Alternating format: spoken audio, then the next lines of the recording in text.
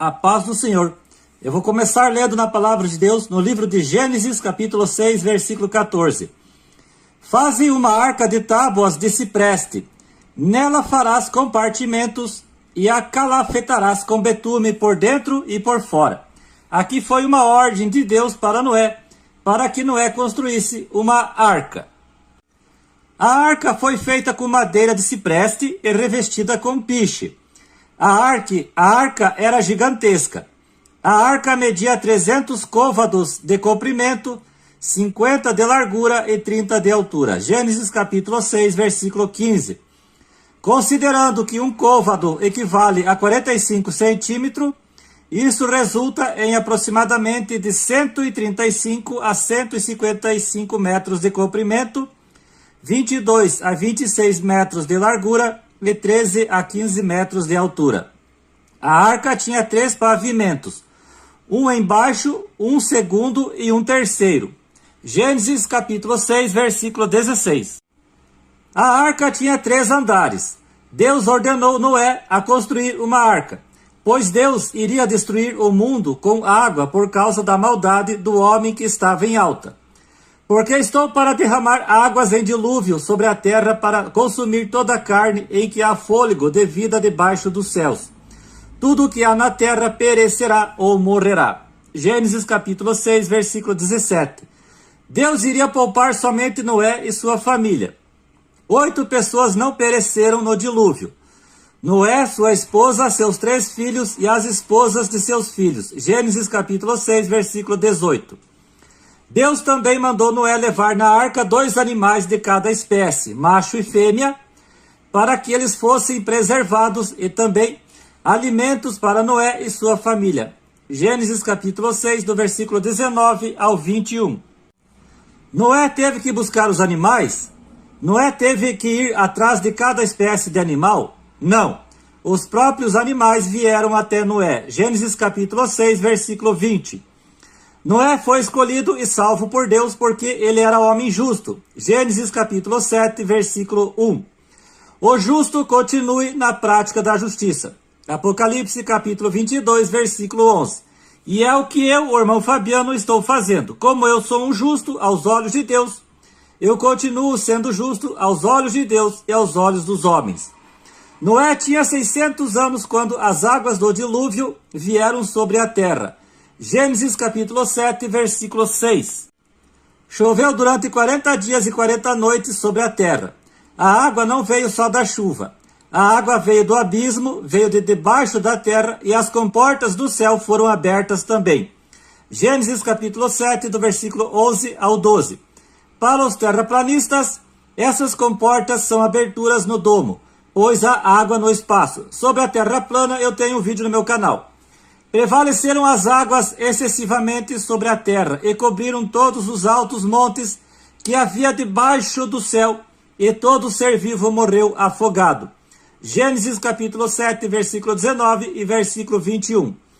As águas ficaram sobre a terra por 150 dias ou 5 meses. Gênesis capítulo 7, versículo 24. Após esse tempo, Deus começou a secar a terra. Gênesis capítulo 8, versículo 1. A arca atracou sobre as montanhas de Ararat. Gênesis capítulo 8, versículo 4. O dilúvio durou 150 dias, mas Noé ficou mais ou menos 1 ano dentro da arca com sua família e com os animais. Após as águas secarem, Noé e sua família, juntamente com os animais, saem da arca para repovoar a terra. Gênesis capítulo 8, do versículo 18 ao 19. Abençoou Deus a Noé e a seus filhos e lhes disse: sede fecundos, multiplicai-vos e enchei a terra. Gênesis capítulo 9, versículo 1. Foi a partir do dilúvio, com a permissão de Deus, que os homens passaram a comer carne de animais. Gênesis capítulo 9, versículo 2 e 3. Noé e sua família foram permitidos de comer carne porque a terra tinha sido toda destruída e não havia alimentos de nenhum tipo para eles. Não havia nenhuma árvore frutífera e nem nada da terra para eles se alimentarem. Dizem que durante a Segunda Guerra Mundial, que durou de 1939 a 1945, ao voar por cima do Monte Ararat, na Turquia, O piloto viu na montanha um formato de um grande barco. Pesquisadores, teólogos e arqueólogos foram investigar e uns dizem ser restos da Arca de Noé. Outros discordam, dizendo isso e aquilo. A respeito da Pangeia, união dos continentes, alguns acreditam que ela se separou devido ao dilúvio. Outros acreditam que ela se separou devido às placas tectônicas devido à sua movimentação constante. Tem quem acredita que a divisão dos continentes se deu por colapso no movimento de rotação da Terra, causado pela inversão magnética polar, e que naquele tempo o planeta girava para a esquerda, com o Sol nascendo a oeste. Muitos acreditam que o mundo voltará a ser um só continente como era no passado, que os continentes se unirão novamente. Para os brasileiros, existem 6 continentes: América, Europa, Ásia, África, Oceania e Antártida. Para os países anglo-saxões, existem 7 continentes. Quantos anos Noé levou para construir a arca? Para uns, Noé levou 100 anos para construir a arca, e para outros, Noé levou 120 anos. Tem quem acredita que Noé teve a ajuda de outras pessoas que não eram da sua família para construir a arca.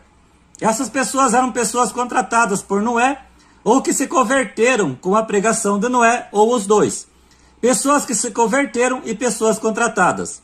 A respeito de quantos quilômetros a arca percorreu desde o início do dilúvio até o fim dele, a Bíblia não diz, mas estudiosos creem que a arca percorreu aproximadamente 800 quilômetros, pela qual veio a perecer o mundo daquele tempo, afogado em água. 2 Pedro capítulo 3, versículo 6. Muita gente tem medo que o mundo acabe por uma inundação.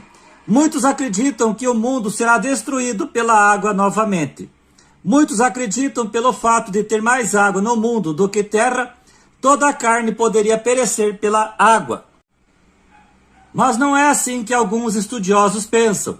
Uma das alegações deles é que, ao mandar o dilúvio, Deus trouxe a água de debaixo da terra e de cima dela, e também a água que hoje existe não seria o suficiente para inundar o mundo todo, e eles citam o Monte Everest para explicar sua tese, que para a água cobrir o Monte Everest precisaria de muita, mas de muita água. Para quem não sabe, a altura aproximadamente do Monte Everest é de 8.000 quilômetros e 800 metros. Tem quem diz que há água suficiente para inundar o mundo todo. Dizem alguns que o mundo, para ser todo inundado como foi no dilúvio, deve-se chover 100 milímetros de água 24 horas por dia, e isso num período de 9 meses. E aquelas enormes pedras que existem em rios pequenos, eu já vi isso em alguns rios. Segundo a ciência, essas pedras, frequentemente chamadas de matações, surgiram através de um longo processo geológico que envolveu a desintegração de rochas maiores que foram transportadas pela água e pela erosão. Elas originaram deformações rochosas nas margens, montanhas ou áreas próximas, sendo levadas ao leito do rio pela gravidade, deslizamentos ou enxurradas. E o atrito constante no leito dos rios confere às pedras um aspecto ovalado ou arredondado. Tem quem acredita que essas pedras apareceram em rios devido ao dilúvio. O dilúvio foi total ou parcial? As águas do dilúvio atingiram toda a terra ou apenas uma região? O dilúvio é uma metáfora? Tem quem acredita que o dilúvio foi parcial. E tem quem acredita que o dilúvio foi total, foi universal, foi mundial. Minha opinião sobre o assunto. Para mim, o dilúvio realmente aconteceu e foi total, foi universal, foi mundial. O dilúvio atingiu toda a terra. Toda a terra foi inundada, e não só uma pequena quantidade de terra foi inundada. Pense comigo, se o dilúvio foi parcial, não seria melhor Noé e sua família terem ido para outra região, onde estariam livres do dilúvio e de todo o trabalho que tiveram para construir a arca? Por que Deus iria dar todo aquele trabalho e tempo para Noé e sua família construir a arca? e se eles poderiam ir para outro local, longe, aonde o dilúvio não atingiria a terra, se o dilúvio fosse ser parcial, como muitos pensam.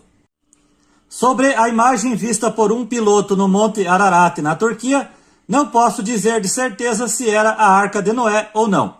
A respeito da Pangeia, creio que todos os continentes já estiveram todos juntos, e o motivo que fez os continentes se separar, não posso afirmar de certeza se foi o dilúvio, se tem algo a ver com as placas tectônicas ou outra coisa. A Pangeia realmente existiu, isso eu acredito, por causa da divisão dos continentes que parecem um quebra-cabeça. Parecem peças de um quebra-cabeça.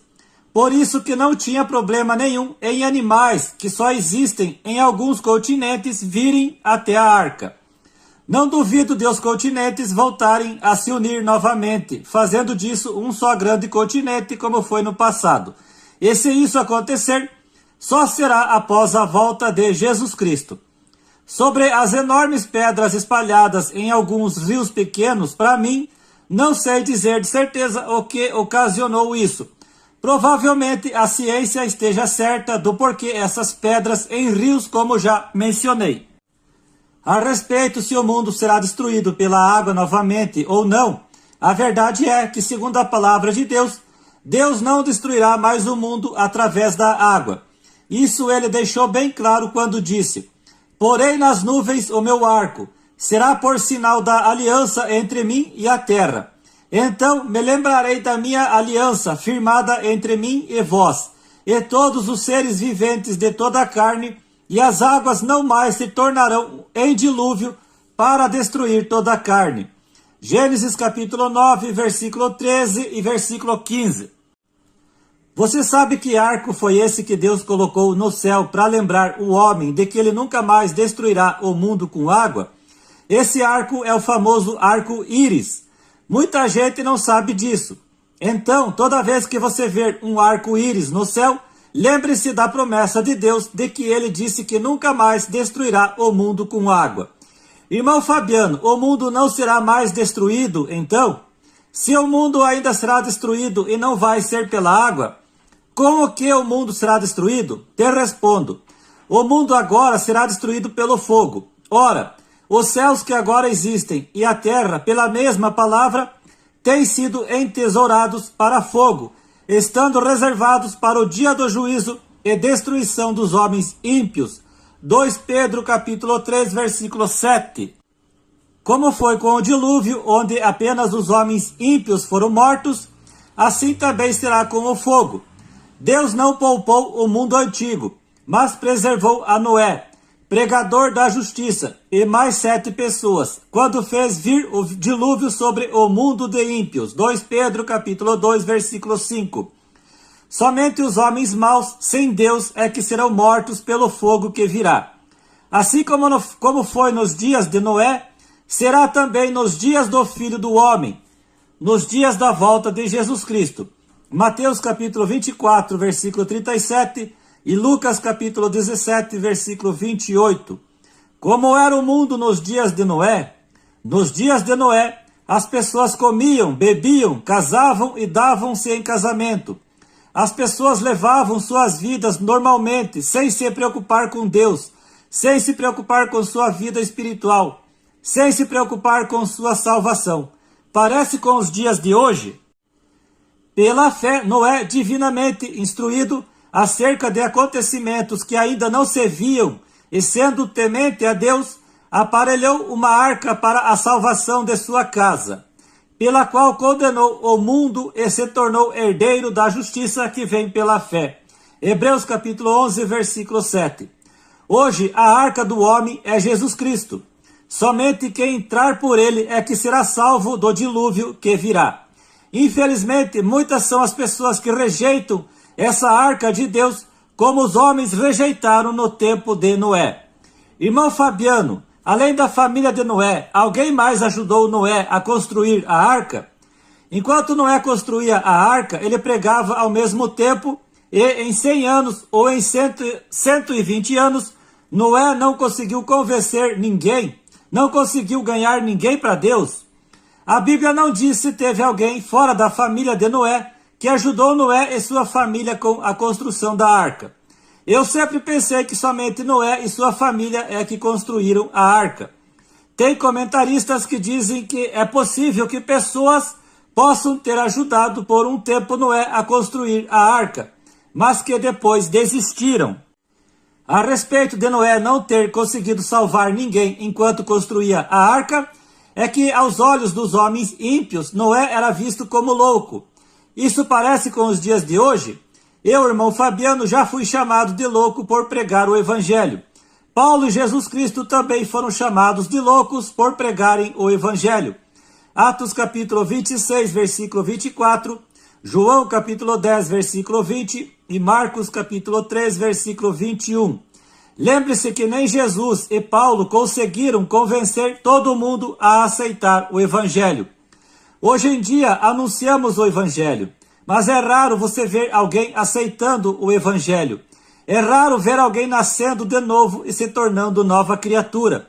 O que temos ultimamente são mais crentes artificiais.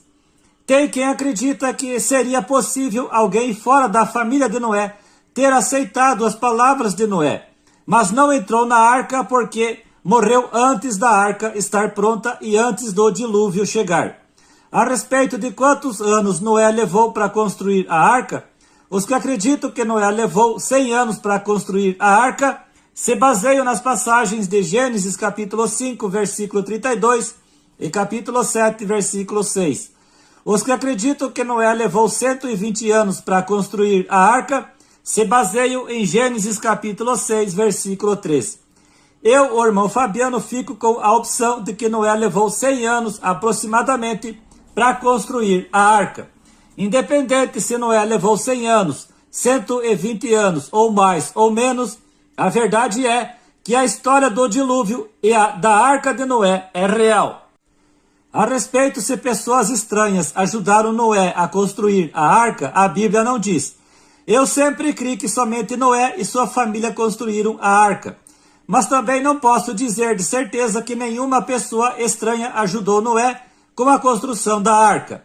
Irmão Fabiano, qual era o formato da arca?